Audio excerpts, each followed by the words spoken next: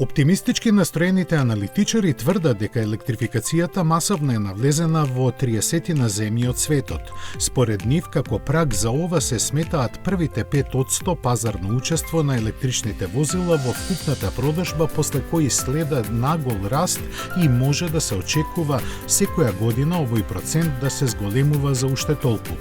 До ваквите бројки тие дошле со деталната анализа на земјите во кои продорот на електричните возила е во напредна фаза.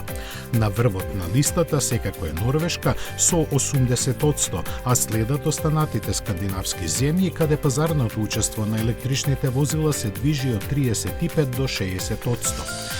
Одлични се уште Холандија и Ирска.